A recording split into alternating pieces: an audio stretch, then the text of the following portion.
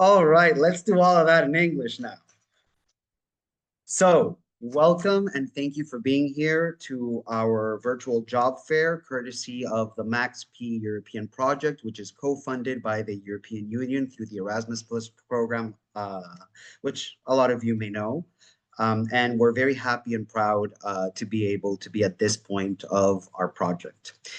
Just to give you a little bit of background on the project, it focuses heavily on digital skills in order to be able to not just understand that digital skills are for a digital field, but also to be able to, roadmap how these digital abilities, if you will, can actually translate to some sectors which are interpreted as traditional sectors, and how companies are reevaluating and reassessing how they hire around these types of abilities. So it's going to be an interesting conversation for all of us. Hi, Alexandra. It's going to be an interesting conversation for all of us. And we have two very distinguished guests who are very dear and near to my heart. Ms. Mary Whitney from FutureCast Ireland, and Walevska Perrez-Herrera from Accenture. And I want to say Accenture Spain, or is it Accenture Global? Well, I'm in a global team. I'm based in Spain, but yeah, I'm in a global team. Awesome, awesome, awesome. Okay, so from Accenture Global, let's put it, that sounds fancy. It does sound fancier. So what I would like to do is actually give each of you the space to introduce yourselves and your companies. So Mary, if we could start with you. Sure, thank you, Jose, and thank you for the invitation to attend today's virtual job fair. So as Jose has mentioned, I am Mary Whitney. I work in FutureCast. I'm the operations officer there, and we are, I suppose, delivering digitalization and sustainability training to the construction sector and the manufacturing supply chains. So our responsibility and our job really is to promote digital skills and training to the construction sector. This is very much a traditional sector, very practical oriented. And there is a lot of work to be done then in, I suppose, transitioning people from traditional skills to digital. So that might just be basic computer skills right through to BIM, to immersive technologies and digital twins and 3D construction printing and all these really exciting technologies that are fast moving and changing.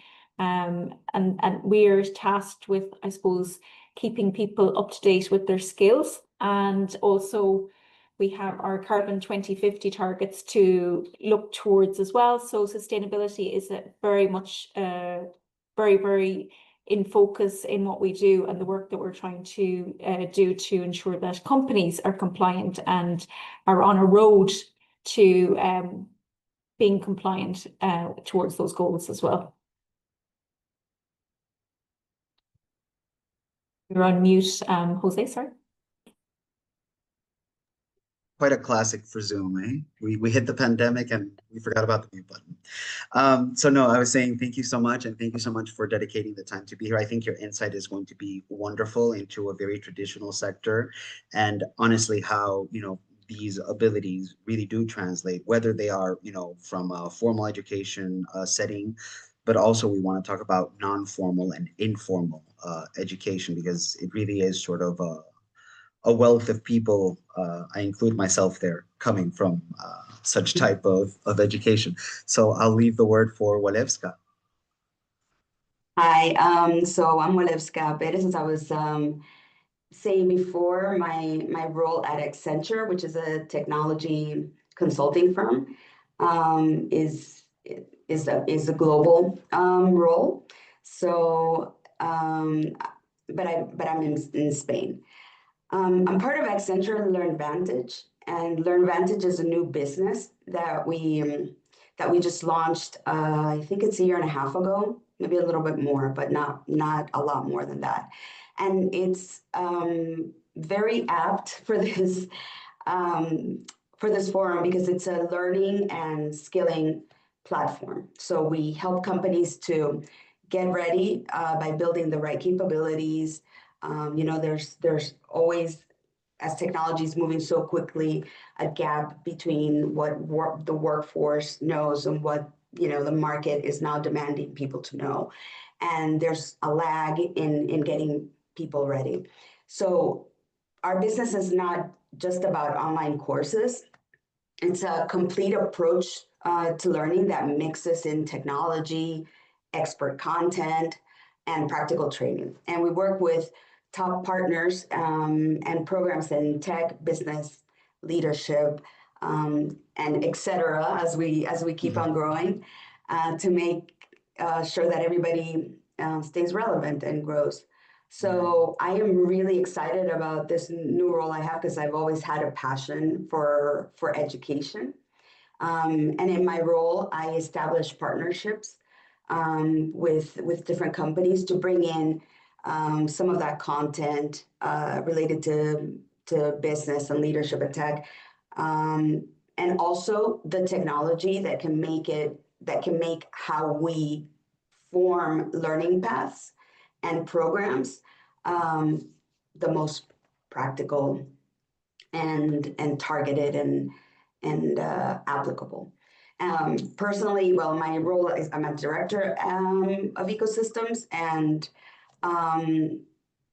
my whole goal is to keep people learning and growing through innovation and collaboration, and that's why I love this role. And I know Jose Maria from Dominican Republic. We're both from there, so That's right. just as a side note. Yes, I believe they call that plantain power, and we're quite proud of it. We're quite proud of Plátano it. power. Yes. Island pride. I think Mary can understand island pride. I mean, Yes. you're definitely there. So thank you so much for that great introduction. I think I'm very excited about the conversation that we can have. I do want to stop for a bit and for our participants, para ustedes participantes.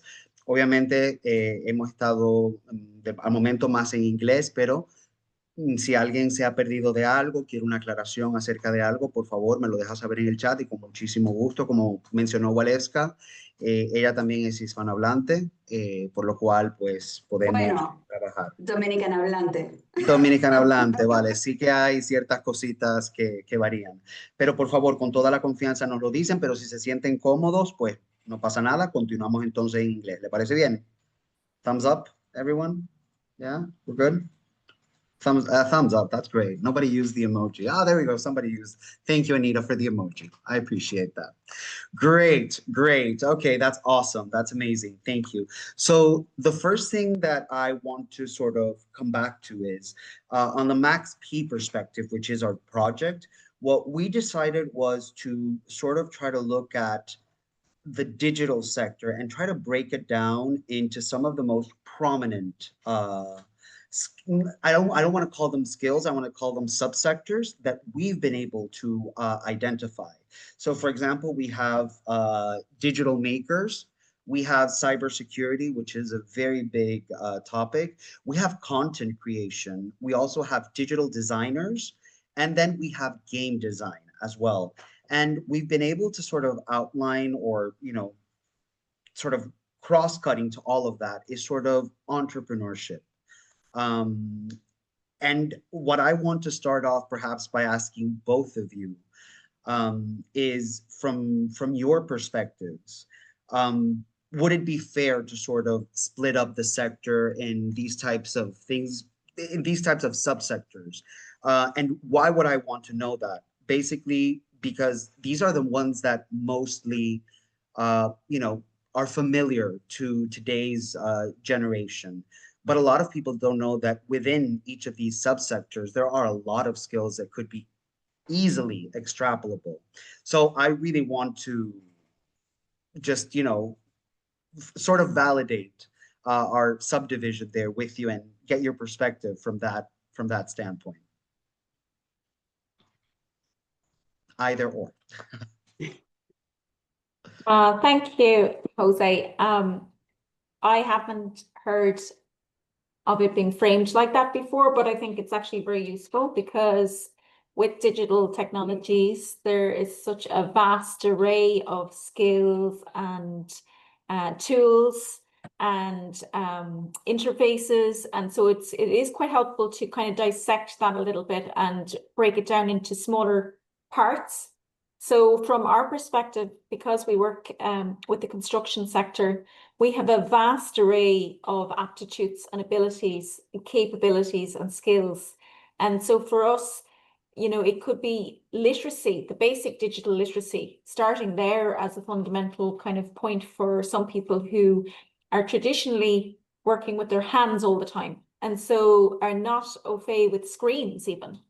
And so when we were devising some programs, we had to think about how could we deliver this training to meet our end user. So that could be somebody that was working on the cold front of construction on a site. And we had to look at using mobile devices because people were more inclined to use their mobile phones to access information rather than take out a laptop and start logging into a course online. So we had to be quite creative with how we structured the course content and how we reached our intended audience. And that still applies because, again, we have to think about our end user. Who are they? What skills do they have already? Where's the gap? And how do we reach these people? Because using the mobile device was obviously very important for them because they use their mobile phones all the time, but they won't necessarily use a laptop. So that was one way of reaching them. And that's not to say that they wouldn't be suddenly not able to navigate systems or tools like that, but it is just to appreciate that people will be coming to these devices, tools, toolkits at different levels. And if there is a continuum, there's both sides to that continuum. There's the start and kind of very high level also. And so we have to be aware of where people are at and how we pitch these tools and how we provide support and infrastructure for them to be able to use them successfully so that we set people up for success. So I think that's important. Walevska, if you And want to weigh I in. completely agree with what you were saying with respect to having that broad knowledge first, you know. I think that's more important than focusing on a specific sector or subsector at first, right? If you have an overall view of the technology landscape that you just need in general, it doesn't have to be, you know, at Accenture, we have something called TQ, Technology Quotient. And what it does is it's like a continuous learning, right? So that all of us can always speak at a basic level, but with solid examples about the different technologies. One that was just launched for us to take, and it's mandatory. All of these courses are mandatory, is agentic AI, for example. And I'm not going to become an expert on agentic AI, but I should know what it is and what it's used for, at least a few examples. So I would start at that level and then specialize, because it is true that that general knowledge can get you in the door, but then you quickly have to apply it. And normally when you apply it, it is to a specific sector. And I know that my clients are always asking me, you know, oh yeah, you have this great training course on this, but you know, is it specific to semiconductors? Is it specific for healthcare? Is it specific for, you know, they're not irrelevant nuances, right? So then I would start with like the overall and then go more deeply in that sector or subsector, as you were saying, Jose Maria, that interests you. And there are tons of them. I mean, I cannot think of not many sectors that don't require now for people to have a basic understanding of technology. And if you, well, because you work with the European Union, obviously all the time or sometimes. All of it. We are lagging behind in that area, right? It's a competitive disadvantage right now, even just the basic knowledge. And that goes for not so much for big businesses, but for enterprises, but it is. But especially for small and medium enterprises, for small and medium businesses, they're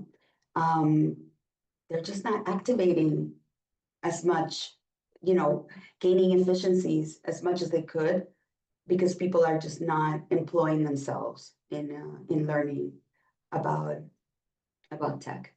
So this is of the moment right now. What we're doing right now today is crucial for our growth, but also for Europe's and like Spain's competitiveness, because it's lagging. Yeah. On our part, I think addressing the gap there is, it's a digital gap, is very important. Ergo, why we have these engaged with these types of projects. So for Max, for example, it's very focused on youth work and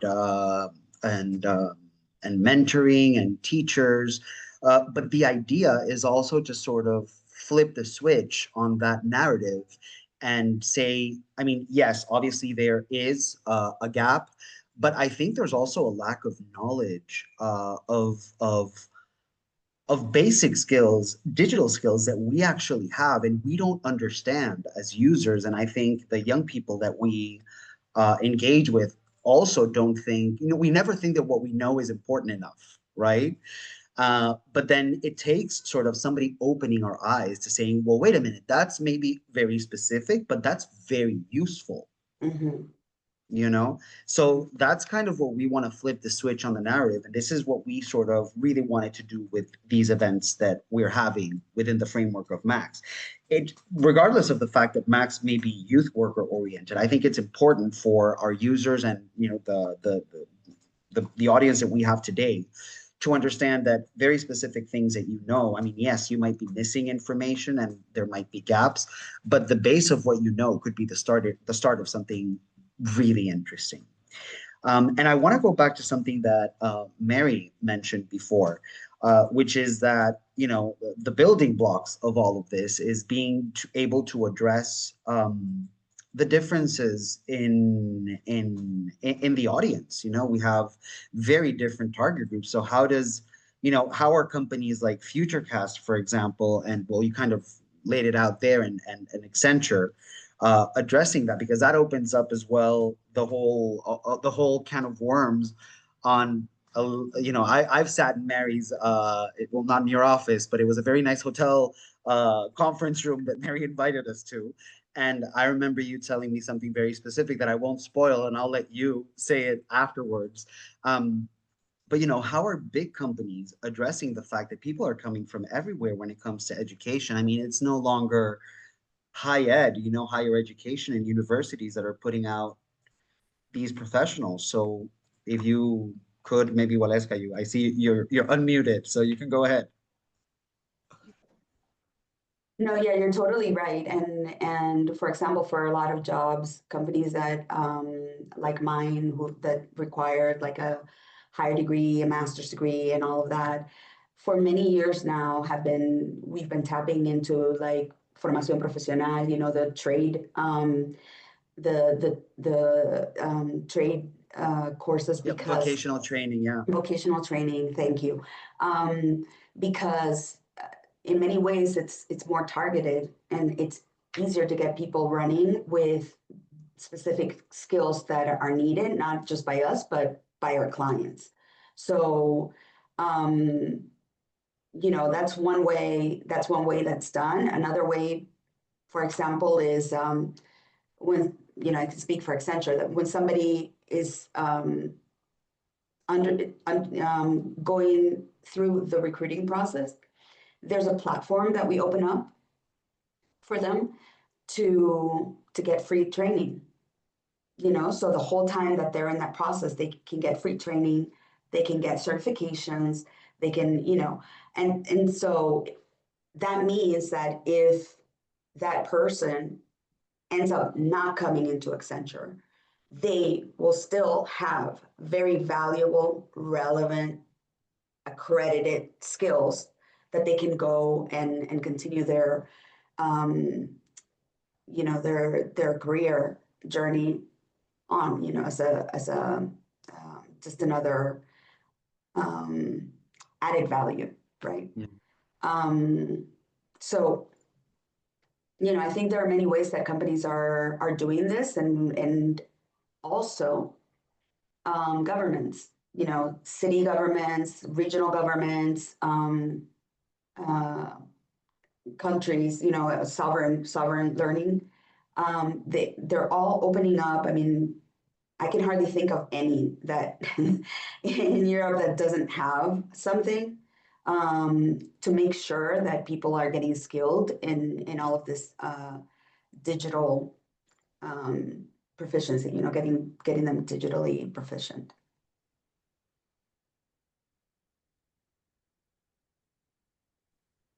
Yeah, adding to what Walevska said there, like the Irish government have lots of initiatives in terms of upskilling and reskilling employees. So there is a skill net, which has 70 networks nationally, all of them taking an area of responsibility, and they provide subsidized training to specific sectors. So for example, we have Industry 4 SkillNet for the construction sector, and we can provide anything between 30 to 80% funding for employees to upskill and reskill in digitalization and sustainability.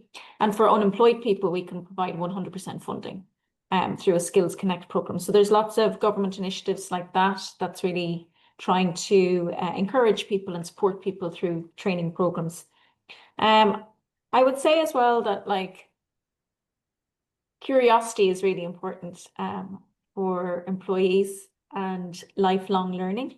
So I am definitely a proponent of remaining curious and asking questions all the time, because I don't think education starts and finishes with a degree. I think that's a thing that we can be doing every day, educating ourselves, learning from each other, and a lot of the learning happens on the job. So to keep an open mind, ask questions, be curious, and I think your experience in jobs, there is such a thing in Ireland, and I'm sure it's in Europe as well, this recognition of experiential learning and recognition of prior learning, and that can be attributed to a degree program as credits, because you have attained a level of knowledge and experience through your work experience. So I think vocational training is really, really important as well, because again, you could have so much experience and knowledge to give colleagues. So that's really, really relevant as well. In terms of what companies can do, I think every individual is unique and different in terms of the experience they're bringing to the table, their role. And so I think personalized training plans are the way to go. You really need to understand who this person is and what they need in order to do their job very, very well. And also in terms of their own career trajectory and where they want to go, it's important for the employer to find out what that is and help them and support them along the way. And that is really, really good for business, because it's retention, and it's keeping good people in your company. That's exactly right. And that's one of the things that in the side of the business that I'm in, we try to do for companies, right? So they might have a specific goal for the organization or for the business unit that says everybody has to be proficient up to this level in a specific area, right? So you assess the person, and see, well, what do they actually need to get to this level, and so as to not be redundant. And Mary, I love that you said that about staying curious and using critical thinking, asking questions, being inquisitive, especially with Gen AI everywhere, which, let's not let anybody here hear me, but it's not applicable for everywhere. It is extremely important to develop those skills, to not let them stagnate, to not abdicate your own thinking for what the Gen AI is saying. I mean, it's like when you use Waze, for example, you know that there's traffic, a lot of traffic this way because there's a construction going on and maybe Waze has an action. So so there are some people who will like, well, I'll just do what Waze tells me to do, and then they find it, or use that your own experience, your own thinking, to discern what's right from what's not so great, or from what is made up, and all of that. And it might seem really straightforward and that it's easy to do, but it's not, So just make sure that you stay critical and that you stay human and focused on the human. And then another thing I wanted to add, a really undervalued skill is, and it's useful for everything, is Excel. I do not know why we're not taught that in school, but every job can benefit from Excel. Something as basic, it's difficult, but as basic as 1997 as Excel is very critical. I personally always like to say, focusing on that you've just said about Excel, that Excel is kind of how I work on my mental health. Because Excel for me is, it's how I organize. It helps me to sort of compartmentalize everything, or at least be able to sit down. And my mind is not a quiet place. Let's just put that out there right now. So sometimes I do need to be able to focus on one thing. And since there's a lot of information that I want to lay out, I think it soothes me, to be honest with you. And I think that's a great sort of, skill to just throw out there and say, hey, as easy as. And you're right. I mean, there's nothing that I couldn't see something like Excel coming into. Project management, it's the project management tool du jour. So my oldest daughter just started working 2 weeks ago, like her first job in marketing and advertising. And, the time she was waiting, we were like, okay, you need to learn Excel. Like, I don't know why you haven't learned this. And she got to her job the first day, and they're like, you're going to have to analyze all this data. She needs Excel, and it's like, even in the creative sectors that you would think, oh no, they're probably not. It's very necessary. Yeah, no, for sure. I think that's a great sort of starting point, because I think it's really relevant at any age. And you're right, why we're not taking this to schools is beyond me. It is something that we do try on some of our projects, to actually put out there as a standalone. I believe we have a comment down here. From the point of view of a recruiter, can you bring a good example of how you can showcase your knowledge of your skills, either than writing it in your skills section and not make your CV 10 pages long? That's always a good question. I think that's always a great question, Alexandra. Top notch. I don't know if anybody wants to go ahead. I'll give you a quick one. Yes, I would put it in the skills section, but whenever you're applying for a job, you have your 10-page resume, right? Your 10-page CV. That's a good thing to run by ChatGPT, actually. Oh. You put in the job description and you say, well, don't make up anything, but adapt my 10 pages to be a 2-page CV that matches what they're looking for.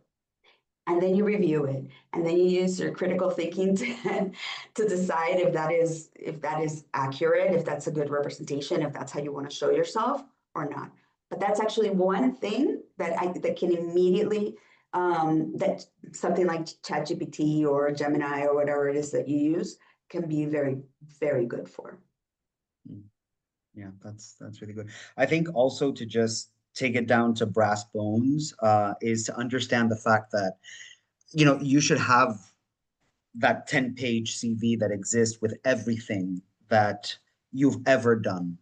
But I think that's just your starting point, because for however many job applications you're going to do, that's going to be a very different version of your CV. Everybody's got a job description. Everybody's looking for different things, and your experience can be very varied, even if it's still within the same sector. So you do have to curate that. And I know that our instinct is, I need to apply for as many jobs as I can. And we do that under the guise of everything is relevant, or, you know, I have a one-stop tool, which is one version of my CV. And that's not a good thing, I think, from a recruiting standpoint. I mean, I know that perhaps Walevska and Mary are not necessarily a part of the recruiting process, but I think it would stand out when you're getting to know any new hires. You know, if you have something generic or something that doesn't quite fit, and then you need to, you know, well, if you have any experiences to share. Yeah, What I is agree work for with. you? Oh, sorry. Go ahead.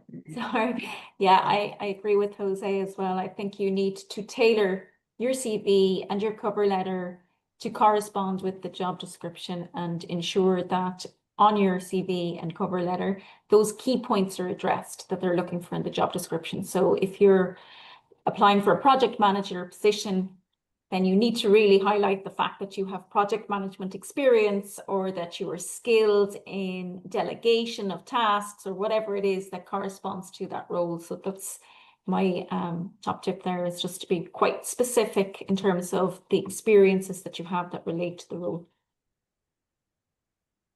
Yeah, for sure. I mean, that's strategy wise, I think that's why they say that, you know, looking for a job is a full-time job. And it's because, you know, you need to go out there and sort of analyze what this offer is, and then really comprehensively look at that 10-page CV. And, you know, you create a copy, and either you start deleting things that are mildly relevant, and then, you know, take it down to the bare minimum, and then analyze it and say, you know, is this good? Because sometimes we feel, I think, that, you know, more is more, and more is not always more. More is just sometimes distracting.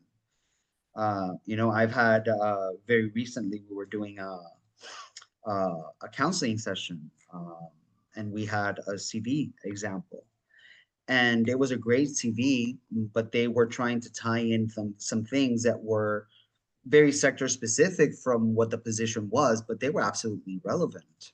You know, there's also then another couple of strategies that you need to put into place, and tactics on how you sell your experience without necessarily being dishonest. Don't be dishonest on your CV, because people will find out. Believe you me. But I think it's very important to understand that part as well. So yeah, you need to really it takes a while. It takes a while. Sometimes saying that you applied for 200 positions is just, you wasted 200 people's time if you didn't really curate that, and you wasted your time. You should really stop, not drop and roll in this case, but really you know, They don't understand do what it that is that you're anymore, Jose Maria. doing. I'm sorry? Like, no, they don't do Stop, drop, and stop, drop, roll? and roll. My daughter, one of my daughters was in Boston. Now they tell them to just try to block the door and run. Right. I mean, It's just run. I was like, yeah, that's it's a whole new world. It's a whole new world. And speaking of that whole new world, because we have spoken of all of this in a very, you know, sort of general aspect, I want to take it down to some very practical skills. And here I'm going to go back to my wonderful trip to Ireland, where I butchered every single word in Irish that I could find, including the name of the railroad system, which somebody told me don't ever repeat that to an Irish person. And it was very interesting because there we are having an amazing discussion with a group of women, and it was absolutely uplifting, empowering, because these are women in construction, and not necessarily from, it was sort of intergenerational. So people, it was a lot of different experiences from a lot of different moments in time through the WISIPS project. But as well, it was amazing to see how relatable it was. And it was kind of like different versions of the same story. But the one thing is, we're sitting there talking about women in construction and construction as a sector. And Mary came out with the words, and I'm gonna say them right now, Mary, because I can't hold this back. Which blew my mind, because we were talking about, what it takes to 3D print. What is the technology behind this printer? Do you remember the words that you said to me? No, no. Okay, I'm gonna. So we were talking about how 3D printing works. Now, I hope that you are all perhaps grasping the idea behind that. It's basically this big printer arm, and it prints. The thing is that thanks to FutureCast technology, they've been able to arrive at a proper combination of materials that, well, it is concrete technically, correct, Mary? It is concrete. So, of course, you turned to me and you were like, well, when if we were to hire somebody for operating this, you would think we would go for an engineer, but I might go for a game designer or for a gamer, which would be very relevant. And that really struck me, because the MaxP project was already happening. And I was like, there it is. There it is. I don't know if you could perhaps expand on that, on how that skill really does translate, and how you would really value that skill. Yeah, thanks for rejogging my memory. I was really waiting for something amazing, and That was pretty amazing. I mean, listen, I played GT. Throwing out words of wisdom, Mary. So this doesn't, yeah. So yeah, I mean, the thing is that construction traditionally has attracted, it's very male dominated. I mean, so we have a 10% average in Europe of women in the sector, and that's across the entire sector. That's including people working in the office, doing contract roles and HR and all that stuff as well. So I would say on sites, it's much less.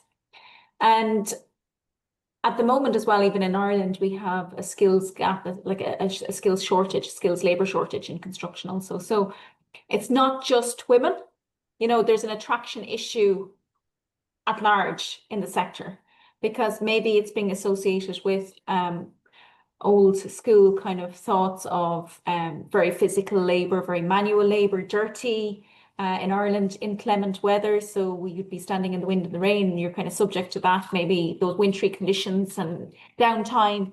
So maybe the sector itself sometimes just isn't attractive. But what we've said with the onslaught of digital technologies and the move towards digitalization, that actually we're merging more into manufacturing. And this is that modern methods of construction sphere. It's kind of merging with manufacturing, and now we have construction on factory floors, off-site assemblies, 3D modular, light steel gauge, all of these different types of construction forms. And 3D construction printing is another one of those. It's additive manufacturing.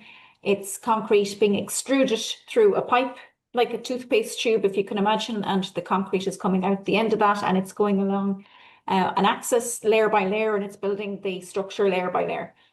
And so with that, we don't necessarily need the traditional skills that we might have in the past.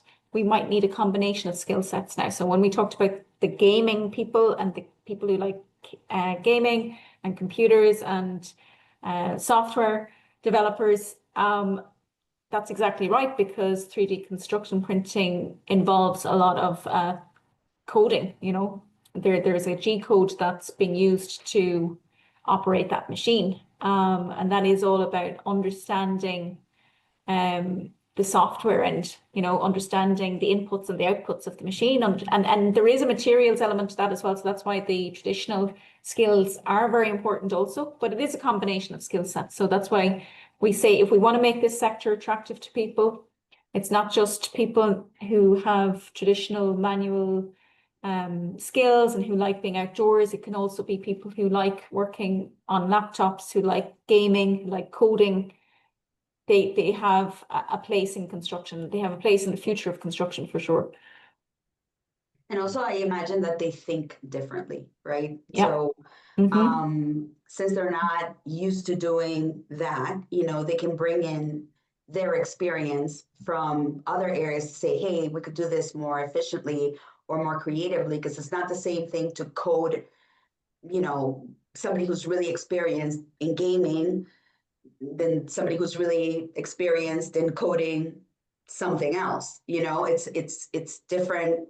The experience makes it a different skill in a way. Yeah, it's really nice because it's combinations there of different types of experiences and skills, and I think they can complement each other really nicely. But it is definitely attractive for women, particularly as well, who might necessarily, as I said, like inclement weather. Or the thing with construction also is that it was very traditional in the sense that, you know, you were expected to be on site at 8 a.m. and maybe not leave site until 5 p.m. And again, this excludes a lot of people from the picture, because if women have maternal duties, they're picking up children, they're dropping children off, etc. That if you have a sector that actually all we really need you to do is like code this, or we need you to do the design element of this, then they don't necessarily need to be going from location to location all the time. So it opens up the industry to more people. And I think that's the kind of push that we're promoting as well, is to try and think of a more inclusive industry, not just gender either, but I'm talking about demographics, neurodivergence, everything. Yeah. Yeah. Yeah. I think it's sorry, go ahead. I just wanted to add that that's why if you're interested in digital skills, all the other skills, all of the human skills are so necessary.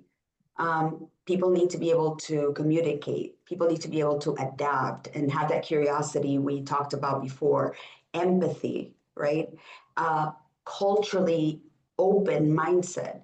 Because when you're doing anything digital, you're doing it, you're delivering something for people. You know, ultimately, whomever is going to benefit from that or use it or is a person. So you need to be able to have empathy for who that might be, you know. And that's why it's so important also to venture out into many areas that are not just technology. You know, it would be great if you like tech and you like reading, you know, poetry or going to concerts or going to the theater, because believe it or not, like all of that richness permeates into your work. And especially now with artificial intelligence, we need that in order to make technologies be more human centered. Yeah, awesome. I would like to ask you, you know, we've spoken of gaming in particular, and we know that MaxP has several sort of content creation and things like that. What type of of of these types of skills, you know, do you see bleeding into those, you know, job postings that are coming out of your companies? And as a follow-up to that, then, you know, how much is it being valued in the realm of formal education versus perhaps non-formal or informal education, if at all? So there's a few aspects to that question. So I'm assimilating the information, and I will try to answer it. And if I leave something out, excuse me. I think the transversal skills are the key to everything here, actually, because the digital aspect, like these are tools that we're going to be using. But in order to use the tools, we have to have our key skills in place to be able to do so efficiently and effectively. And so that is back to the people skills, the empathy piece of being able to empathize with people, understand what their needs are, It's the critical thinking, asking the right questions. Why am I doing this? How do I do this? What is this for? You know, asking all the W questions, really, really important. The teamwork. These are the skill sets that transcend every industry and are transferable. So I think that's kind of really key, is just ensuring that you have those key skills in place and intact, and then they allow you to be able to be open and curious to learning new digital skills. So I think that the applications are there, and there are instruction manuals and there are tutors that will help you along the way to grasp them. But the attitude, the openness, the curiosity, the learning, the communications, the teamwork, the leadership, the adaptability. So even that ability to adapt to new scenarios and new situations is really critical. Because the technologies are just moving at such a pace that we are constantly going to be upgrading and upskilling. And that is the reality that we're faced with. It's not a case that we can sit in our laurels anymore and assume that we're like experts, because it's just changing all the time. So we have to keep abreast. Yeah. I can use myself as an example of exactly what you're saying, Mary. I've been at Accenture for I came and then I left. I'm a boomerang. And so I think it's been 16 years total. Throughout that time, I just had to write a bio, like for internal. And I was like thinking of all that I've done at Accenture. I used to work for another consulting firm before. I'm like, okay, so I started with change management, then I went to financial services, then I went to cloud, then I went to offering development, infrastructure, data and AI, responsible AI, and now learning.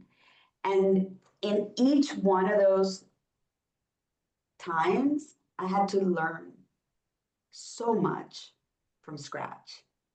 I didn't know the technologies. I didn't know the sector. And the one constant in me is that I was always curious. I wasn't afraid to just jump in, and like, okay, I'm gonna learn this and I'm gonna ask questions, and just being able to work with people and having people want to work with me. Not all the time, but but mostly. So, I know that probably those of you here like want to know like specific skills. This is what I need to do, but it is really true what Mary said, it's that transversality that's going to make you the most valuable. And if you have that kind of skill, find a way, I don't remember, I'm sorry, who was it that posted the questions, the question about the CV? Alexandra, I believe it was. Alexandra, yeah. When you were talking about that skills section, that's a place to put this, Don't leave it out. Don't think that because it comes natural to you, like collaborating might come natural, or, reading a room might come naturally. Not everybody has those skills, and actually it takes a lot for people. You can't just develop them. You can't take a course and become culturally aware,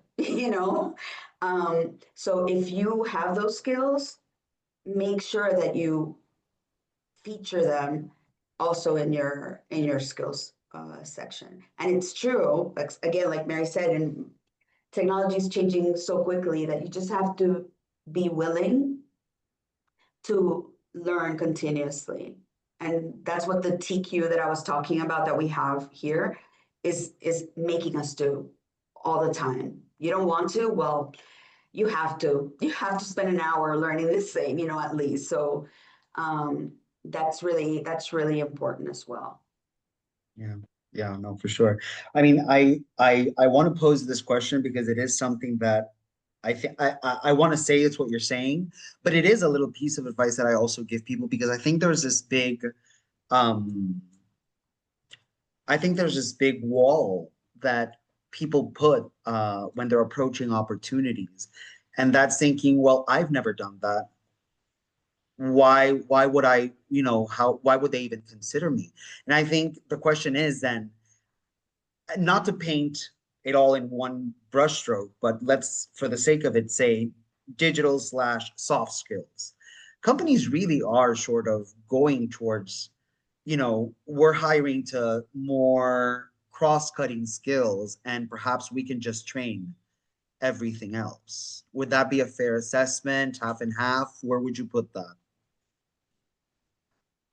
I mean, if they're asking you to have a specific skill, you still need to have that specific skill. Otherwise, you don't know if the CV is going to be, scanned by AI and it's looking out for some keywords, or if the person Yeah. is just, they just want to see what they want to see. And that's why, like we were saying before, make sure that your CV is tailored for what is being required as a must in the job description.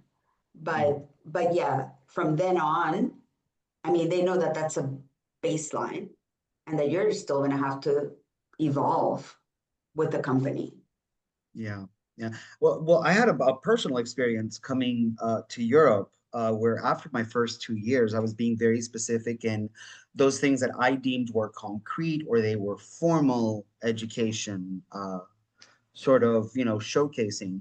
And I saw my skill set box all of a sudden as an experiment first, but I think then it really kind of worked because I was at least getting the foot in for the interview. And that was already a step, beyond not being discarded by the AI because the keywords were there. But you know how it is. Sometimes then you have more competitive people and all that. But I saw my skill set change from very concrete things to like soft skills, like talking about my emotional coefficient. You mentioned TQ before. I was not aware of that. Yeah. But I started mentioning things like emotional coefficient to really complement, the hard skills that I was bringing. And that's sort of where my advice is. It's, because you can't, it's not that you can go out there and be a lawyer just because you think you can be a lawyer. I mean, fake it till you make it, right? But not like that. But it's really about learning how to balance that out, understanding that there's a lot more to you than perhaps, that what the formal education was. And to the point of Max, as well, it's about understanding that there's way more applications than you think there are for your particular skill set. So that's where I wanted to sort of go with that. Any other particular skills that you guys perhaps see popping up that are not necessarily, you know, traditional or in a traditional application? I'm not really going to talk or speak to skills, but I think just in general advice is that be selective in terms of the job that you want also. Like understand that this is a job I want, not just it's a job but I need money. Like, try and find something that really resonates with you, that you think I can deliver on this. I think this is my job. And then pitch that in such a way that it's a compelling CV and cover letter and people want to interview you. And even at an interview stage, don't be shy in selling that experience that you have and those key skills. And when you're looking at the job role, don't be put off if you don't meet 100% of the criteria. If you meet 60% of the criteria, apply, unless it's essential. So, I mean, yes, I will differentiate here. So if there's essential skills that you don't have, then perhaps you might be outside of what they're looking for. But if there's desirable skills and you don't fit all of them, you should still apply if you meet 60% of what they're looking for, because realistically, nobody really wants to hire somebody that meets 100% of all of that, because they're going to get bored very quickly and they're going to leave, So they want to find somebody that meets about 80%, I would say, 70 to 80% of what's on there, or maybe not. I mean, these are just kind of arbitrary figures I'm throwing out. But generally, if someone meets 100% of what's on the CV, you might assume they're overqualified. And actually, I'm not sure this person is going to stick around for very long because they know everything. Where's the challenge for them? So I think just it's something to be mindful of, that even if there is information on the the job description that doesn't completely relate to your experience, it shouldn't really put you off. If you think I could do that job and that's my job, then I would recommend that you go for it anyhow. Yeah, I mean, I'd like to think about it like in a dating app, for example. In the dating apps, you might give a description of who you'd like to meet. You know, I want this person to be taller than me, to live, you know, within 20 kilometers of me, to speak these languages, to have this level of education, to, you know, oh, I'm sorry. Sorry. My son. So you might have like this whole list, right? But would you be willing to go out with someone who was taller than you, had the education that you want, that you require, a wonderful sense of humor, but instead of 20 kilometers away, they're 50? Or are you going to say, no, I'll pass on that opportunity because they're 50 kilometers away, you know, like, and that's exactly like the analogy that I'm trying to make is with the, you know, qualifications of the candidate and what the company might be looking at, you know, and really wanting. I mean, are you gonna miss out on somebody who can collaborate fantastically, who has basic knowledge or intermediate knowledge of what you need to do in this role and whatever other skills, but you know, they're instead of, I don't know, they learned it on the job instead of having like formal certificates for each one of these things, you know? I wouldn't. So that's something to consider. Yeah, there's also a negotiation aspect sort of with yourself, really, you know, of, you know, the ideal job. I mean, the ideal job, that's sort of neither here nor there, really. It's sort of understanding really where your journey, where you're at on your professional journey and where you want to get to. You know, Waleska, I feel like maybe you know and Mary, the tree exercise where, you know, you're at the base of the tree and then you put your ideal position at the top, and then you have to kind of create, you know, that whole exercise of, well, I can't get there in one straight line. So what really is that career path looking like? And I think that's where those digital skills also could be kind of like really outlined. It's also about understanding that you really need to dissect, I think, your skills and your skill set and understand that you don't know about necessarily one thing. I think by knowing one thing, you probably know three things. You just really have to sit down and break that down in order to do that exercise. I see we have a couple of comments in the chat here. So I see that Anita is, she'd like to find a job in Europe, already experienced working in the tech field, speaks English, and CV is up to date. Could you please guide me or help me connect with companies in Europe to find a job opportunity there?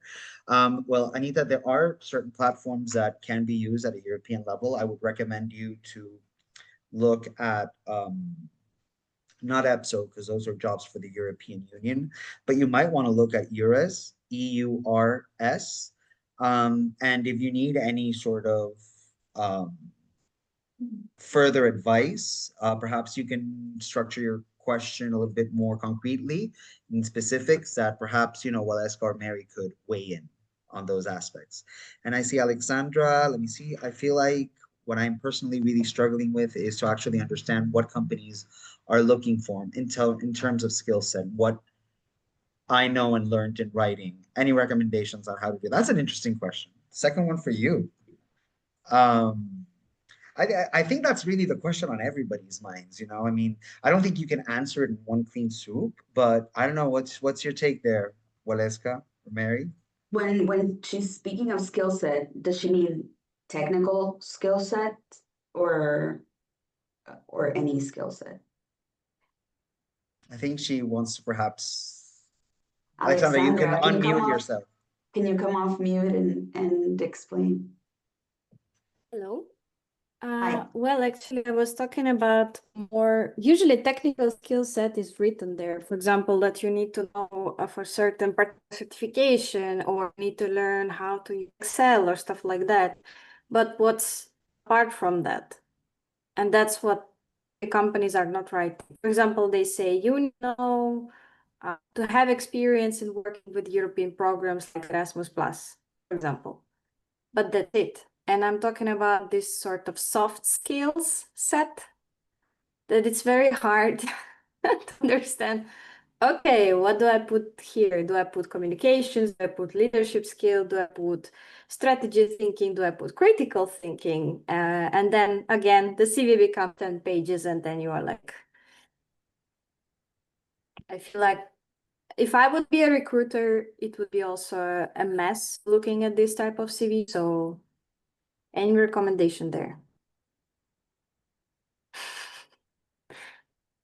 I think from my perspective, I think if you go back to the job description and the person specification, and you really understand what it is they're looking for, you tailor your cover letter and CV to correspond to that, and based on truth from your experiences. So, I mean, lots of different formats for CVs now. I just recently updated my own, and it's definitely very different looking to the one before that. But it's cleaner looking. So instantly a recruiter can kind of see the key skills, you know, and that's what I've just listed, key skills, you know, in terms of collaboration, partnership building, the things that are really kind of pertinent to me at the moment and what I'm actually looking for in terms of another partner. So it really is about what it is you're applying for and tailoring it to that. Because they're, as Jose said, they're all going to be different. Every job that you apply for is somewhat different to the other one. And you have to, I would say, take time to go through those job specifications and descriptions carefully and respond to them and respond to what they're asking for, because there's no point having a generic CV and cover letter that's going to everyone. I'm afraid if if you do something like that, you mightn't hear from anyone because it's too generic. You can look online. There are several places where they have skills inventories because there are a lot of companies. For example, we use several companies in my side of the business that help identify different skills like human skills, technical skills, and then more specific like project management skills or all of that, but there are tons of different taxonomies, right? So just do a quick search online for skills inventory, and you'll get tons of resources. Like I just did right now, just to see like what was out there, and yeah, there's a lot that you can pull from, and that can help you map skills to what you perceive to be a strength in you. And again, like, don't be shy to use, actually, this is one of the areas where generative AI is pretty cool. You can say like, okay, this is what I have. And first you have to do that analysis of yourself. These are the things that I think are strong in me that I don't know how to articulate. And then, ask it, because maybe you can put there two skills that you find, like inquisitiveness and curiosity. And they really can be, you can just use one because they're so close to each other that, and that saves you, from the 10 pages, So I would do that. I would look online, but usually the job descriptions, like Mary was saying, they give you a sense of what kind of those skills they're looking for. Always go to the recruiter's site. LinkedIn, for example, is a great resource, but it might not have all the information. And usually an application is received better by companies if they're done on the company's own site. So always make sure to check in the, there are some that just exclusively use, platforms like LinkedIn, but others do have a search function, and you can, where you can find out the descriptions of different roles, and usually they're richer than what you get on LinkedIn. Mhm. And research the company. Research. Like, what do people say on Glassdoor? What do people say on, I don't know, other apps where people, where employees give their experience of working at a company?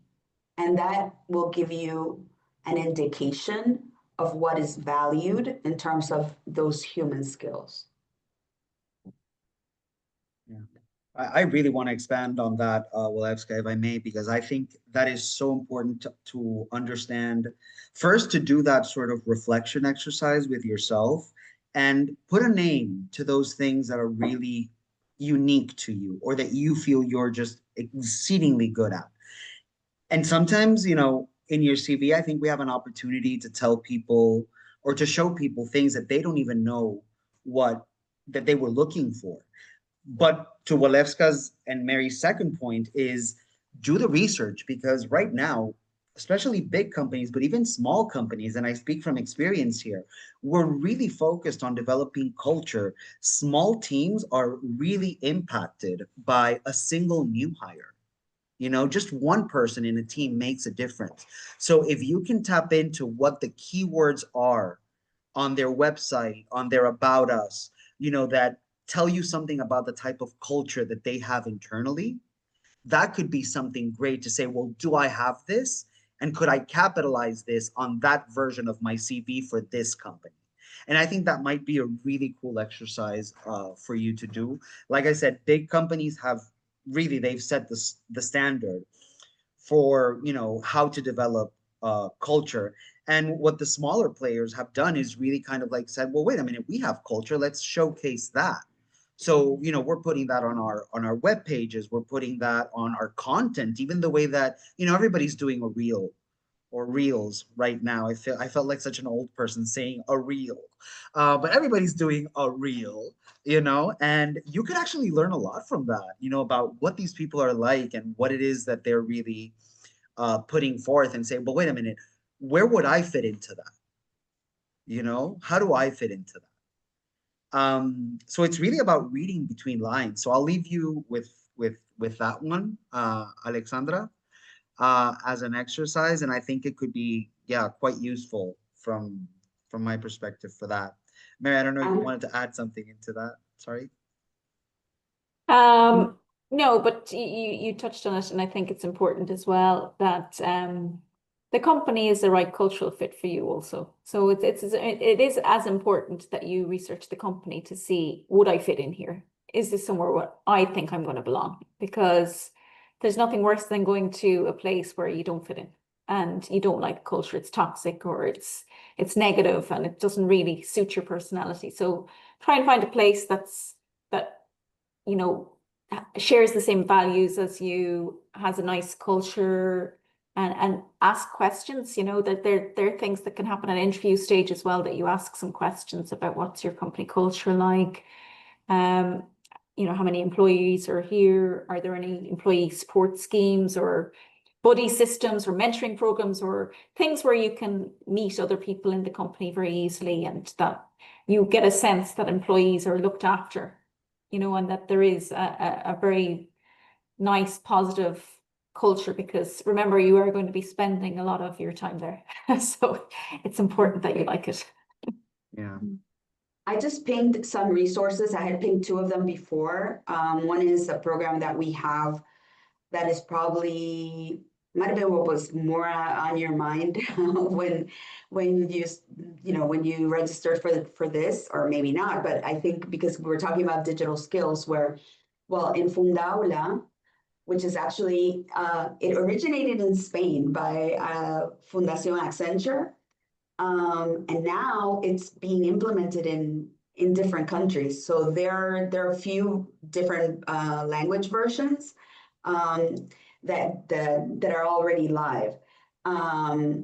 And that just gives you courses on specific skills like related to, I don't know, AI and machine learning, cybersecurity, like that, those kind of technical skills. Then of course there's LinkedIn Learning, but then I just remembered that the consulting firm McKinsey and Company has this program called McKinsey Forward, and I mean, there's an application process, but I think it's pretty easy to join a cohort, and it's all about building skills for the workplace. So I know about it because my daughter's doing it. So they talk from what we were talking about, the human skills, and then the ones that make your life easier, like getting organized and all that stuff. That's a good program to also look at. Awesome. Awesome. Thank you so much for that. So those resources are pinned. Just for those of you that might be curious, I'm also leaving the link for you for Max, especially if you're looking to dive into that, first subdivision that we've done on of the digital sector and sort of the most standout skills and fields that are there for you to sort of start to maybe do that reflection exercise where you can start breaking down those skills into more specific things. The great thing is that Max, and I think you'll like this, Mary, Max also has the builders section, and that is actually getting to know real world tangible materials. And then it obviously takes that, into and extrapolates it into the several different digital fields. So yeah, we leave some of those notions there for you. But I think a big takeaway from today has been that there really is a shift in how companies are looking at potential employees. And I really want to, there is a lot of offer in the market. And I think I really want to touch on what you both said, that it's an interview is a 50-50 thing. A lot of people are very intimidated because of course we go in there and we want the job, we want that job and we want it now, but we don't stop and do that little bit of negotiation like what was mentioned before from Walevska, to negotiate with ourselves and say, well, wait a minute, is this where I want to put myself? Is this, am I willing to accept this, which kind of makes me, a little bit squeamish? I think we have to understand that it's 50-50 because it's for them to decide whether you're a good fit, but you need to ask your questions too. And that goes to the critical thinking that goes to, being proactive in an interview. A lot of people sit there and they're like, yes, of course I can do that. Yes, of course I can. And sometimes the recruiter is just bored out of their minds at that point because they've heard this all day. It could be refreshing, even as a tactic, to just question a little bit more of, and in the same aspect, because a lot of people do question perhaps on specific tasks that have been outlined, but maybe you want to go into the soft skill side of that, of how do they, foster the leadership? How do they, things that are close to us that we're positing in our skill set? So I think it's an interesting take and understanding that for as much offer as there is, the for as much demand, I meant to say, excuse me. I'm mediating in 2 languages today, which is also a soft skill, by the way. So there's a lot of demand out there, but I think they understand that it's kind of like going back to the dating analogy. People always swipe on those that are least likely to have swiped on you first. And I think companies maybe are a little bit like that. Everybody wants that impossible great candidate hire. So, I think I say be that candidate hire, turn yourself into that in your CV. I promise you that if you do a good reflection exercise, you will find, if you're objective and kind to yourself, so please be kind to yourselves, you will find that there is a lot more to you than you're giving yourself credit for in that sense. And then it's a question of selling them on that. And that's an easy sell because you better than anybody else. So just to put that out there. I would love to though open up the floor for questions. Maybe people want to talk about their specific skill sets, and we could explore that for a little bit, especially in the digital realm, of course. So please, sin vergüenza, there's no shame. Just open up your mics or write it in the chat. We're here. This is a safe space. Nothing, nothing can phase I us. will. So cool. Go. I will ask because I feel like my area is a bit specific. Like I work in sustainability. I used to work in NGOs, and actually my volunteering program now is also for an environmental NGO. And I actually also been a moderator of developing digital skills. We had a project of developing digital skills for youth workers in sustainability. And then I feel like for me, this is like when you're working with people in sustainability, digital is something super far away. Like the skills that you posted in the chat, the cloud, the data, the cybersecurity, full stack developments, like it's a different world. Of It's course, not, you're using an Alexandra. Excel, but everything else, apart from like using different tools, like for example, how to use Canva to make a nice poster, or how to use Excel to search the data or stuff like that. But this cloud and AI, I feel like I understand your point that this are super valuable, but I really don't understand how do I apply in this specific sector of sustainability and environmental engineering and this sort of stuff, the tech, because it feels super unrelevant. Actually, when I was part of the responsible AI practice here at Accenture, I mean, one of the very important aspects of using AI responsibly is precisely the sustainability aspect of it. So all of these technologies leave a huge footprint, you know, so being able to minimize that footprint, make it really efficient, and you can think of sustainability in the broad sense, you know, from the word sustainability, how can we make this last, to what we typically think of sustainability, you know, having to do with the environment and with people and with communities and that kind of thing. That all comes in together. So, and actually, lots of companies are looking for people who understand sustainability, who are experts in that, who can apply it to technology and to build models and to help also, you know, help them diminish their footprint. So there's actually a very natural intersection, and not just with AI, with cloud computing. There's a whole new area. People almost have to, you know, get PhDs in cloud to understand the impact, you know, of that technology itself on the environment, on people, on communities, on all of that.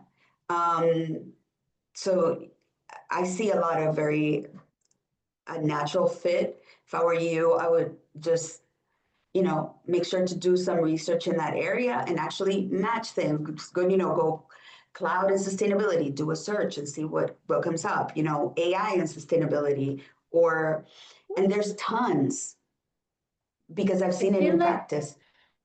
I feel like these things are out there, and I'm like, keep looking at them and like, should I really invest time and learn more about cloud, or should I really invest time and learn about full stack development? Like, does it worth it, or this is, because I imagine that this is a very different sector, and like, I'll be honest, I feel like I'm a total zero, and I feel like, is there an additional value for me to show myself out there as a potential employee, saying that, look, yeah, I'm not like a super expert, but I understand the basics.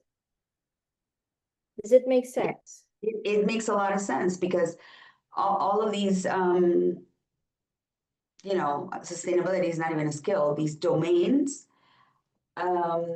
mean nothing if they don't have an industry context. It's not the same to speak about sustainability in manufacturing or in construction than it is at a data center, or, somebody who's running models. It's not the same. So you do need to understand, you're already at a level where you can take the very broad, very deep knowledge that you have of one area, and then just look for the industry application. So, that's what I mean about marrying, industry and your area of expertise.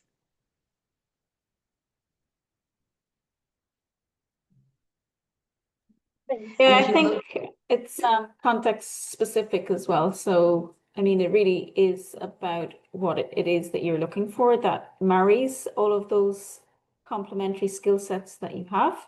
And I'm certainly not an expert in digital, but I'm using many, many digital applications, as are you, I'm sure. When you speak about Canva, you speak about Teams, Zoom, all of these are digital tools that we're using every day to make our jobs a little bit easier. So we don't have to be experts. We're using the tools and we're open to learning new tools if it means that we can do our jobs more efficiently.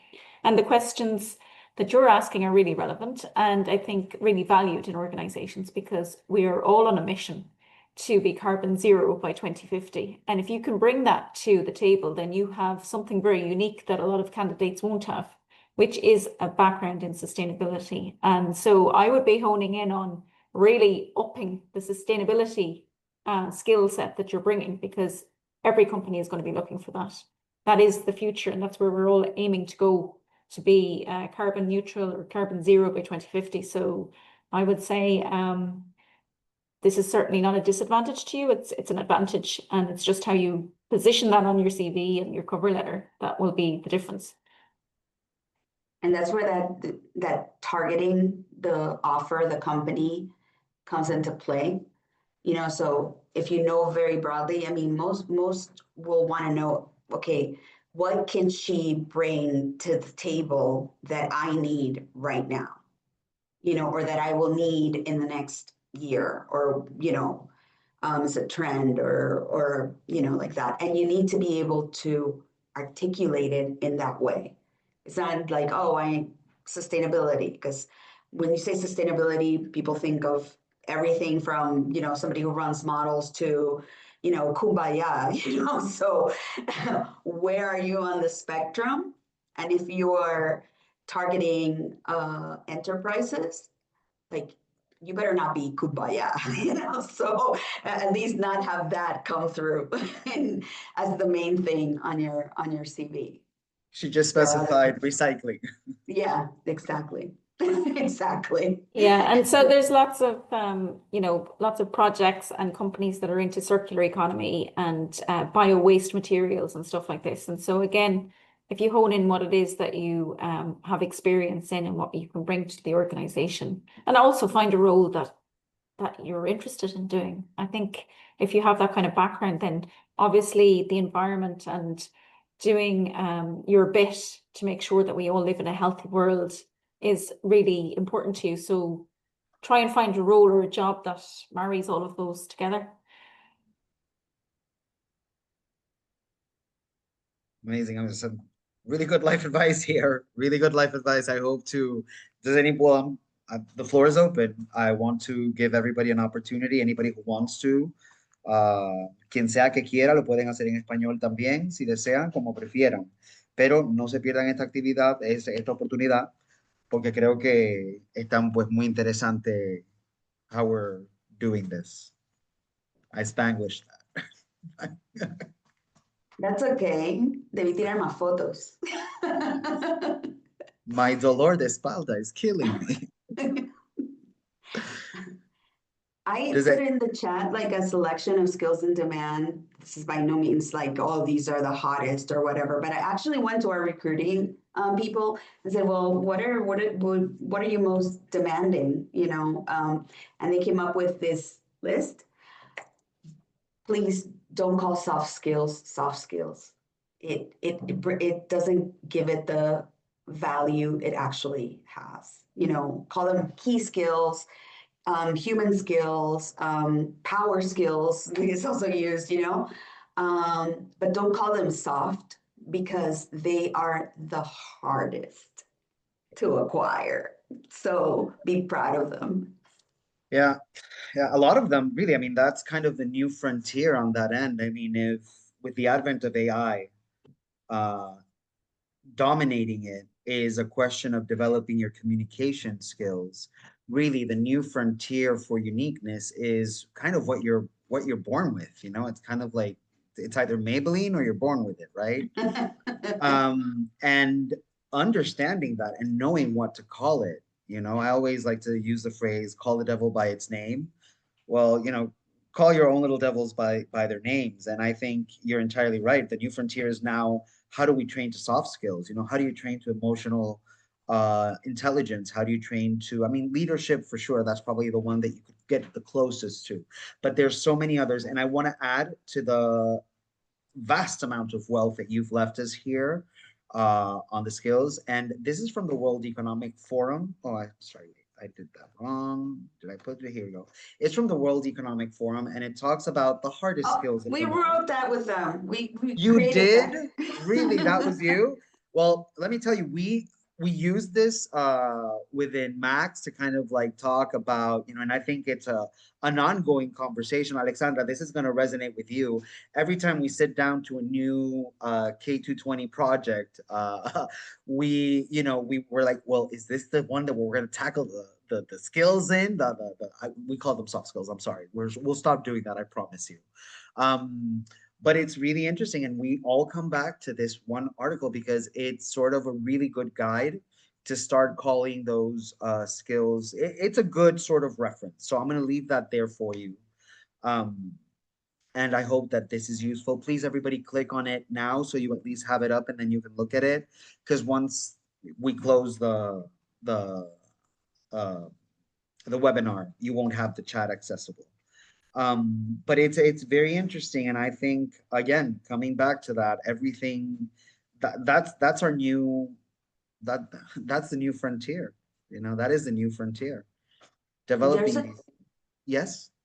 There's a chart here. I want to find it because I always find it fascinating how people. Would you like to share your screen with that? I'm trying to find it first. No, it's probably not in the where the infographics are. But there's a chart here that plots skills, right? Like data and blah, blah, blah, you know, and everybody focuses on, you know, data related skills or AI related skills up at the very top, right? And they're like, well, World Economic Forum says this is the hottest skill, you know? But if you look down at what's like the second and third and all of that, it's those human skills. And I've not seen anybody who posts that ever focus on those skills at the bottom. At the bottom, because it's just the way that they're organized, right? But then recruiters and companies are saying that those are very valuable, you know? So make sure you. I think at some point, yeah, it gets narrowed down to like 25 most desirable skills, if I'm not mistaken. That's 25 out of all the skills in the world. That's a lot of skills that didn't make the cut. And to be talking about those very unique things that we bring as human beings, because I think they're very deep rooted in our, you know, vital experience at this point. Some of us have learned to capitalize on a couple of those, but you know, I think it's really unique how everybody's been able to internalize it, and I think that's a great selling point for companies as well. You know, it's not to say that you're going to sit down and it's like, let me share my trauma with you, but kind of sorta it is in a joking way. You know, this is where I come from. This has been my experience, and I always like, you know, pointing that out, that when we're out there selling ourselves, you know, to recruiters, what we're selling is experience. I mean, there does come a time, and I know that perhaps most of you are not at that age yet, but there does come a time where people are very unpreoccupied about what you studied, and they're a lot more curious about what your journey is. So, because I do see a lot of people that put a lot of effort into their education section, and yes, that's amazing, of course. But believe you me, if they need it, they'll ask for it. They're going to be looking at that experience. And that opens up another can of worms as well, which is experience is a lot of things. And a tactic, for example, as an organization that sends volunteers abroad, many volunteers abroad, when they come back, that's the first thing we tell them, couple of tactics is what you did during this volunteering relevant to your field of studies or where you're going to go out into the labor market. If it was, don't sell it as a volunteering, sell it as the experience of what it was. Talk about the skills that it took you, that you developed within that. Talk about, what that was, and then you can let me know it was a volunteering, because a lot of people start with volunteering in all caps, 14 points, and then at the bottom, project management in EU projects. And I'm like, well, why wasn't that at the top? Because that's a really big, important thing to have, So, and again, it's not about being deceitful. It's just putting the attention where it needs to be. Sometimes it's irrelevant how you were able to afford an experience for yourself, and it's more relevant what you took out of it, what you learned. I just found the graph out. It might have been Let me know if you can share the an screen. earlier one. Let me see. So I just got it from LinkedIn, but because I've seen it so many times. Hold on a second.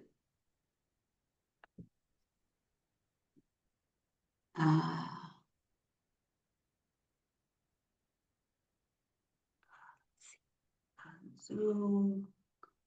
We're a Teams shop, so Yeah, do you want me to Zoom make you is always co-host? Yeah, Zoom there is should be an always arrow that says compartir or share right at the very center of the bottom of your screen. If you don't have it, maybe I need to make you a co-host. more. No, yeah, I don't have it. No, then I'm turning you into a co-host so you can share it. Ha ha ha! The world is mine. Danger, danger.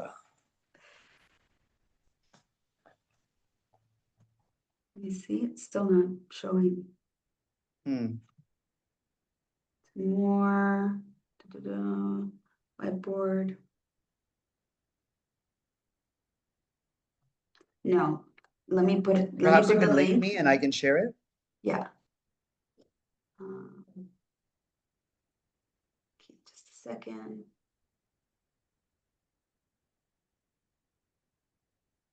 This is kind of a random guy. I know. I need the second degree connection. So let me go. Putting it in the It's okay. We won't tell him about chat. There you go. Okay, I do have it. So I'm going to share my screen now. Please do not freak out at the amount of tabs that are open. This just goes to show, I mean, if I'm being honest to you, and I do love making myself vulnerable with our participants, it's my ADHD that doesn't allow me to focus on just one thing. But if this were a job interview, we'd be talking about multitasking, because that's, turn your weaknesses into your strengths. So I'll leave that for you. I got it. I can share now. Oh, you did? I'm just a force of nature here. Okay. Can you guys see my screen? Yes. Okay. Look at this. Let me see if I can make it bigger. Okay, not that big. Okay, there's a limit, but you see here, they're like AI and big data. But look at this one. Creative thinking, resilience, flexibility, agility, analytical thinking, leadership and social influence, curiosity and lifelong learning, talent management, and that doesn't mean recruiting. That means, being able to lead teams. I always recoil a little bit from saying leading, because I think your team makes you a leader. people you work with make you a leader. You know, you can't just say I'm a leader, but there are some skills that are applicable. But you see, out of the ones in this quadrant, only AI and big data and technological literacy, which is what I was saying that I believe everybody should have, and Mary was saying so as well. Those are the only two that are really tech. The rest are not even tech skills. Yeah, I love the fact that they have motivation and self-awareness, and then they've grouped them as well. That's really interesting. Yeah. No, I had no idea really that you guys had actually co-authored. Well, somebody in our 800,000 people organization did, but yeah. Well, it's there. Well, you know what? You're getting the credit today. Yeah. Today it's all you. So no, and I love this. I love this because this was, and I'll share a little bit of life experience and you know what my trajectory has been. I do come from non-formal education and informal learning. I arrived where I'm at today because I just started navigating life and randomly picking up skills, and I was able to, you know, put them all together with time, with time. And this article really validated a lot of things for me. Look, I felt seen, you know, because I knew I had these things. I knew I was good with people. Everybody's like, "Oh, you're Mr. PR, you're Mr. PR." Well, it turns out it's not PR. It's, you know, you're good at building synergies. You're perhaps a good motivator, and perhaps you're very self-aware. You know, so all these names started coming to me, and that was a game changer for me. You know, that was a real game changer career-wise for me.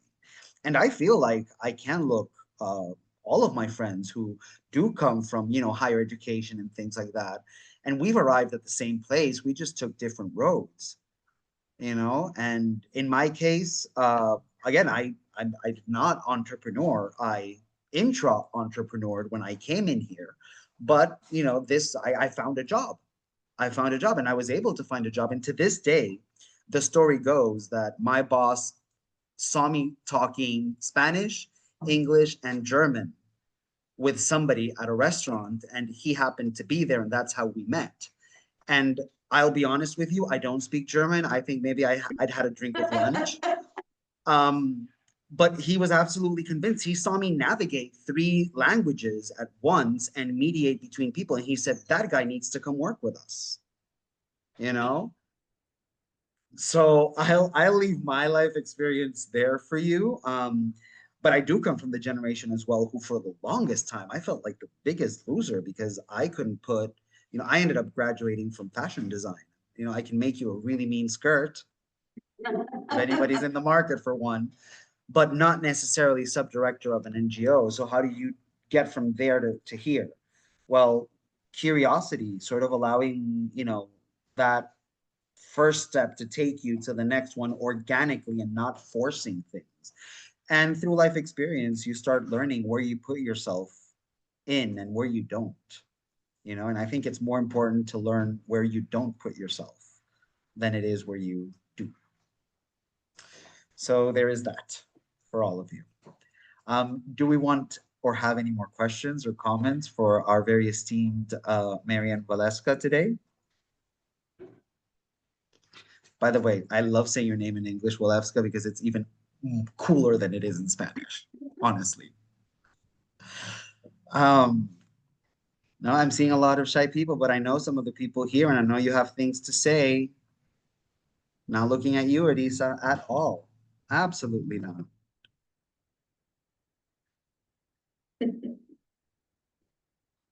Okay, well, I don't know if we want to then move into perhaps some closing thoughts, statements.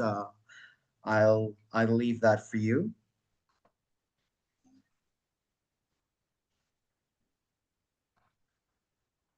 I'm just going to end with similar to Jose. My path was not linear. It was very much different sectors. So when I finished my degree, I went into legal. I thought I wanted to be a lawyer. That changed pretty quickly. And then I worked in the not-for-profit sector for 5 years, and my master's is in social policy, so I feel very at home in that space, but in different areas within social justice, so restorative justice, homelessness, addiction, domestic violence. I experienced a lot of those different social issues, and then from there into higher education, and from there into construction. So as you can see, this has been a very curved path, but each of the experiences brings another few skills, and they kind of all, I suppose, come together nicely for a specific role. So it's kind of like what Jose said. It's not necessarily that this is where I wanted to be or visualized this when I was 18 years of age. Not at all. I've been open-minded, I've been curious, and I am a kind of adventurous person and I get bored pretty quickly. So I think as long as I remain open to learning and being curious and knowing your value and what you can bring as well is really important. And then you will find something that's a good fit for you, that you feel I'm adding value here. That's really important, that you go to work and you know that you've done a good day's work, that you've changed something, however small it might be, but that you've made a bit of a difference, because you have to have something that gets you up in the morning. So that's just my tuppence worth. Fair enough. That's awesome. Walevska? Yeah, all of what you're saying resonates. When I went to university, I wanted to go to a specific university because it was really good in literature, and that's what I wanted to study. And my parents said, no, you're not leaving the country. So find something here to study that you can, there was no English literature in Dominican Republic. So I'm like, okay, fine, I'll do law. So Fine. I did 1 year of law school and, got my grades and went to my parents and I'm like, okay, these are my grades. I was like honor roll or whatever. And I'm like, yeah, still want to go, So finally I went to the States where I wanted to study. And I remember my dad calling me up and saying, well, what are you going to major in? And I said, comparative literature. And he says, no, what? No, I'm going to call you in 2 weeks and you're going to tell me what you're really going to study. So I studied economics. He was very happy about that. And, I forgot everything that I learned about economics. But I think I took a lot of creative courses in university. So I think what economics taught me was how to be methodical, how to be logical, that logic matters when you're looking at things. And then my creative side was very satisfied and made me see things in a different way than other people did.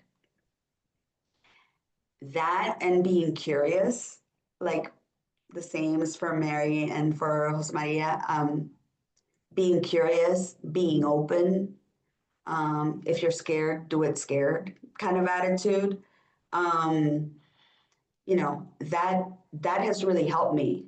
When I tell people I work in technology and that I know as much technology as I do, and I'm not a coder or anything like that, but they're like, but weren't you like literature? But it's just that exactly what Mary and Jose Maria were saying.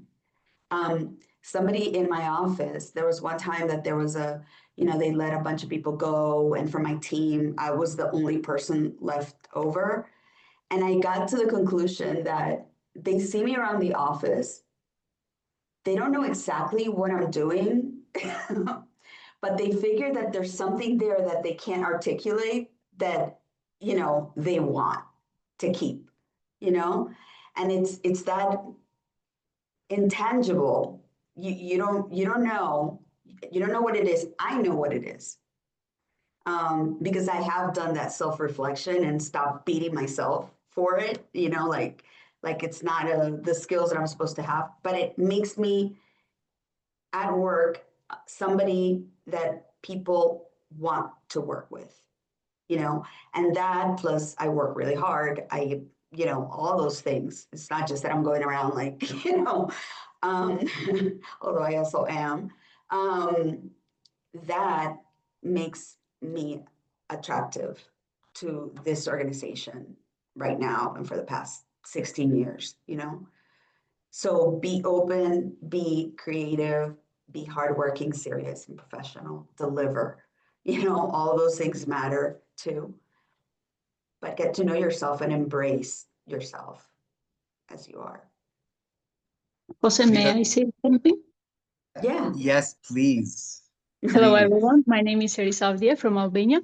Since that you are showing me later, and I think you wanted me to say something, I will try right now. I've heard for many years in the work field the phrase that everyone is replaceable. I think you have heard it also. And I want to put a point in this one, that we can be replaceable when it comes to what we do, but not in what we are. So what we bring, all in the part of the soft skills that you just mentioned. So I think that we should change a little bit this thing that everyone is replaceable. It's like, okay, I know if I die tomorrow, you're going to find someone else immediately, but you're going to find the employer that has all the skills that you need. But do you have Jose? Do you have Elisa? So do you have the person with all the things that are part of his character? So this is the only thing that I wanted to add. That is beautiful. That is That, beautiful you know, and very true. You should have a t-shirt made. We should all have t-shirts made with that on it. That was beautifully put, Elisa. And yeah, to sum it up, it's just be the question mark, and don't be afraid to be the question mark on your, you know, on your interviews and on how you present yourselves to people, because it's that uniqueness at the end of the day that makes us human, first of all, but it makes you you. So yeah, I'm coining that now. Be the question mark. And to that phrase, everyone is replaceable. It's really cruel. It is admittedly cruel, but also consider that the people, and this is important for when you go on an interview and all that, you know, the person across from you is a human being, you know, and you can try to connect at that human level, right? And phrases like everyone is replaceable, you know, out the door, you know how they say it in Spanish. Hey, God. They go like, get out the fucking door, you know, that kind of thing. That those are also tools for people, humans, to use to kind of detach themselves from what they need to do as well. You know, Mm. it's not right. There's another way to do it, but a lot of people, you know, use that as a way to detach themselves from having to make a decision or make real a decision that they know is going to be hurtful and that, you know, can actually be a big problem for the person. And if you come to that point ever, embrace it too. Because at that moment, it means you're not supposed to be there. We can't hear you, Mary. Sorry. Exactly what Walevska was saying there. I think when you get to that stage, something's switched in your mind. But I think that harness as much as you can when you are there. So I've been at that place where I knew that my expiration date was there, and I had given as much as I could give really in terms of my skill set, and I wasn't learning anything. I was languishing, which isn't a good place to be, where you're not really, it's inertia really, isn't it? It's just you're static and you're not really going, and it's not good for a person like myself who gets bored pretty quickly. So you have to make a decision as to what you're going to do. And for me, it was to learn as much as I could while I was there. So I went and I did a master's program in the evening. And so I continued to try and build my skill set so that when the move would present itself, that I was ready and I was ready to go and I had built my skill set. So I think just these things happen in life, and sometimes you have to understand that these opportunities and these situations arise, but how you deal with them says more about your character and about how you can pivot and use that to your advantage. So don't really see things as obstacles, maybe see them as opportunities for you to develop and grow. Definitely. And also there are times in our careers, or maybe several times for me, where you're just hating what you're doing. You're just bored. I'm like you, Mary, like I need to be all over the place, right? And sometimes it takes you looking at not the task that you're doing, but other aspects of being in that environment that make it worth it for you. And for me, even though people say, you know, it sounds like a cliche, like it is the people. You know, if I feel that I'm making even a minuscule difference, and that could be like I'm listening, or we have to do this really boring thing and then we're doing it, but it's also fun, you know, and I see that I'm, you know, helping with that, that fulfills me and keeps me from making rash decisions, you know? And know that there are periods. And sometimes people say, well, it's been 2 months. I'm like, yeah, sometimes a period is 2 years or 3 years. So you have to decide when enough is enough for you. But do look at those other aspects of work that are very valuable. We're here for tons of hours. For sure. I mean,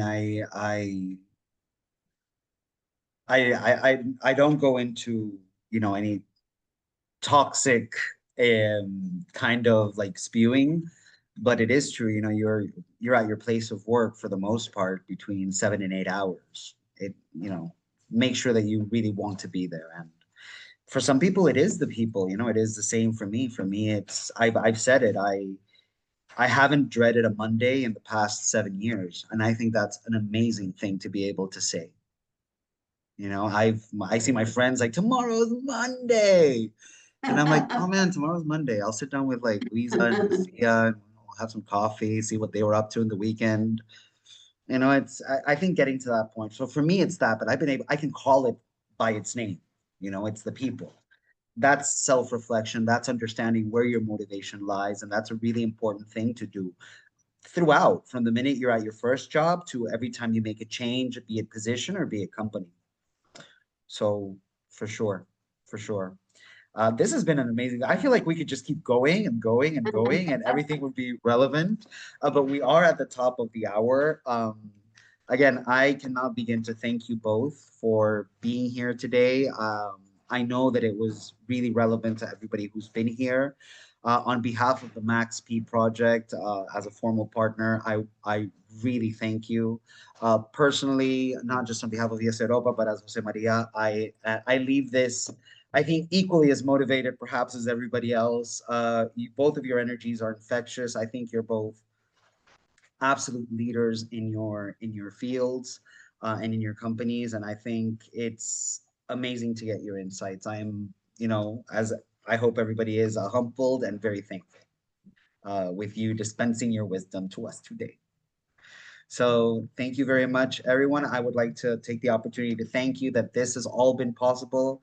Thank you to the Erasmus Plus program of the European Union. So thanks, EU, for co-funding this. Really appreciative. And we'll keep you updated. We will be sending you an evaluation form if that's okay with all of you by email.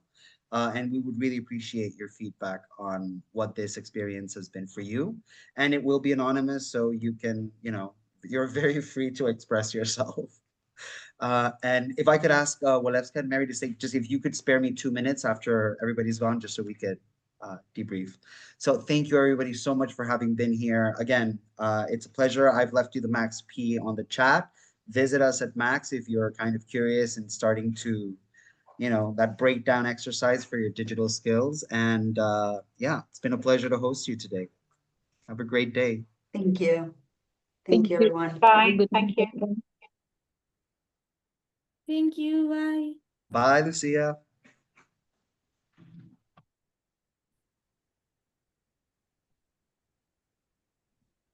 Okay, let me take these people out here.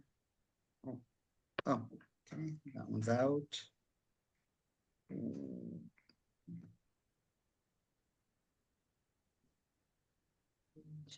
That was amazing. You think? That was amazing. You ladies are incredible, honestly. And I really mean it. I mean, both of your energies, you have no, and I'm glad that I got you two guys to meet. I mean, you guys are both really big LinkedIners, and I invite you, if you guys don't mind, to connect with each other. Because I think, Super, yeah. I do think there's some kind of synergy there. Maybe not EU centric, but maybe something there. A lot of empowerment happening. Thank you so much. Thank you so much. I have no words. That was so good. Yeah, no, thank you for inviting me, and a Yeah. pleasure to connect with you, Walevska, as well. Awesome. Yeah. Well, I hope you have fun as well. And, It is pretty fun. Anytime that I can pontificate to people on my pulpit, very small pulpit, it's fun. But yeah, I don't know. I kept feeling like, okay, is this what they wanted to hear? it is exactly. I mean, this is my particular skill set. I think as I told you both, I'm going to steer this. Don't worry. I know exactly where both of you are coming from. And this is exactly what they needed and wanted. Some of them, like Alexandra, had very specific. I think she's becoming self-aware at this point. And I think that's going to be a great journey for her, because I think she has very specific names to call what's floating around for her. But for the most part, I am aware that they needed first motivation. They need to see it from that perspective of somebody else is telling me that this is okay. Because sometimes for them, it feels like I'm not even going to say a challenge. It's like, what if I would do that? Like, what if and they don't take that chance. So to hear somebody say, take that chance, be yourself, say the weird thing. No, it's true. It's true. Yeah. So, I think I would have liked something like this when I left college, because we just sent loads of CVs and cover letters which were generic and weren't tailored, and we hoped for the best. Exactly. If somebody had sat down with me and told me you are a total neurodivergent, college is not going to work out for you, as it did not. However, we've spotted some things in you, or there are some things and they have these names. Do you think that's what you would call that special something that you feel? I feel like my journey would have been a much more secure one, less hurdles. It would have felt more organic. It wouldn't felt like I was swimming against the current. And that's what we try to do with these things. I mean, it's what we've said in our project, Mary, it's like you teach them what you wanted to be taught when you were there at that position, But So, also yeah, know that you would have listened to like 20% of what you were told, and then still had the different hurdles, but still hurdles. And that's great, because you don't learn unless you do, That's Yeah, I don't another think thing I'd that- change it, to be honest with you. I mean, my Yeah. journey is my journey, and Yeah. all of these little hurdles and obstacles and experiences build character, and resilience. And maybe that's the kind of key actually as well. And one of the skills I probably should have talked about, resilience, just getting kind of a sharper backbone and being like, oh, it's okay to be rejected. It's fine. What's for me won't pass me. I'm going to find something that's a good fit. And I think those experiences build that. You can't always have everything you want along life's path. It doesn't work like that. So along the way, you're going to get a few knocks, and then how do you pick yourself up? That's kind of really key. Yeah. And also like, oh, I just lost my thought. You should have had that If coffee. you, and it's okay along the same lines to make mistakes. Take the job that has you wondering, and you've been, And then you go there and you're like, this is not it. Because it teaches you what it is that you don't want.